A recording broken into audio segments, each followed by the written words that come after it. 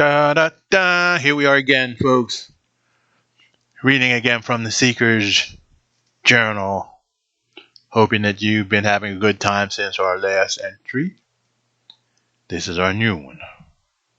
So let's have fun as we go along exploring this spiritual journal by Om Prakash. This journal was done during COVID as an experiment to see if dimensions and timelines really existed, and if we as human beings could transverse them through the power of our will and intent. So here we go with journal entry 20. I think I experienced what I was seeking last night. I was present in another dimension, having a discussion with my God. It seemed so vivid and real as I was able to actually view the relationship between various dimensions and timelines.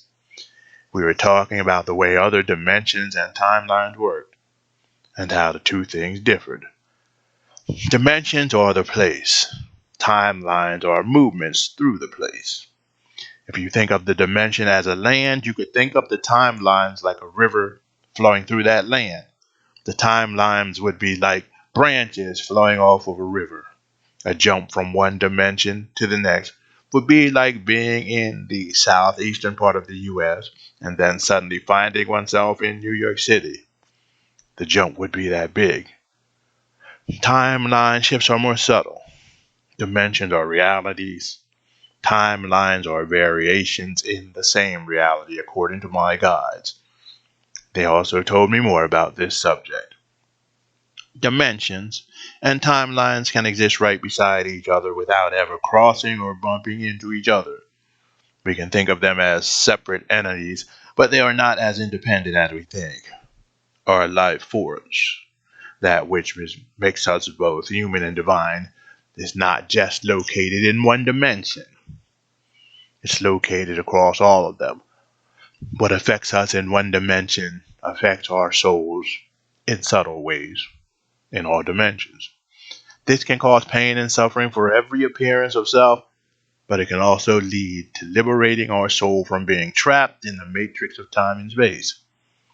When we decide to seek enlightenment by expanding our knowledge and increasing our awareness, a large number of those in other dimensions or other selves, so to speak, are moved to do so also. A wave begins as we achieve this task, and the subconscious of all the selves in all the dimensions begin to move in the same direction. The wisdom and knowledge attained in one dimension is downloaded to all of the dimensions. It becomes foundational knowledge available to every appearance of ourself until our whole self is free, if it is heeded. We then have the power to use this energy to create an existence of contentment and peace. We also feed this energy back to the larger soul group and our personal lineage that includes every manifestation of our individual self through time and space until that knowledge begins to awaken all of reality. This frees us from the delusion of Maya and allows us to dance the dance of Layla. In reality, we are all one, as separate beings included in the body of the one, as the cells are included in our bodies. It is up to us to increase and maintain the health of the body by developing ourselves. As we do this, all of our relatives join us in our journey. The main objectives and most important things in this lifetime is the development of the type of self that moves us to accept ourselves fully and completely, to grow and expand ourselves because it is the nature of us to do so, and to stay free of the trappings of what is understood as good in a world where worth and dignity is based on how much we can consume or be praised by others. That is entry number 20. Now entry number 21 and 22, and we will stop after that. Journal entry 21. I usually meditate at night before I go to bed. It really calms me and gets me ready for bed most of the time, but lately it has invigorated me. It seems that my meditations have become so deep that I am getting a lot of rest just from meditating. I am quite awake during these meditation sessions, but I seem to be going somewhere else. Everything becomes pure awareness with no sound, no images, no voice, except for when I decide to cast the voice or image into the void. Since I have all of the extra time to explore meditation and contemplation more deeply, I am finding that the world is much bigger than I thought earlier. I can go much deeper. New images of guides that I have not seen who are in the same line as the previous ones are appearing to me, as if it is time for them to do so, as others are being incorporated into my psyche. A lot of advice that I have been given lately from these images is to connect with people who are helpful and supportive for my life and well being, and cut off old relationships that have been harmful. I am hearing that there is a battle going on. It is time to be aware that there are people who are not looking out for the best interest of the majority of people or anyone outside of themselves or their family. I am being warned to avoid such people.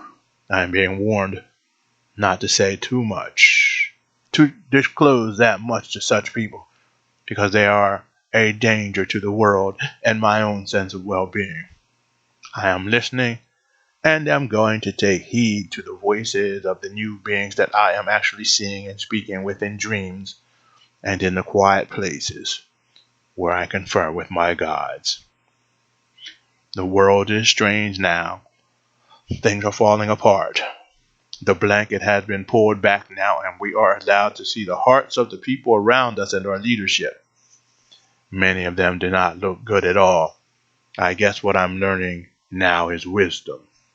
The wisdom to know who to connect with and who to let go. In the past, I've been hurt and damaged by not listening to these voices. I have learned hard lessons. I am finally going to listen and choose life. I choose to follow the wisdom that I'm receiving now and to stop repeating the same pattern of not listening to that device that I have repeated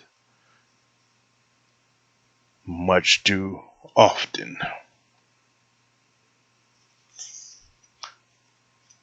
January. Entry number 22.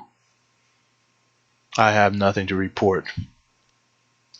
I dreamed I was being attacked last night by a group of people that I easily fended off. My guides and I, the ones who were the guardians, totally destroyed the people who attacked and then traced them back to the originator of the attack and destroyed them too.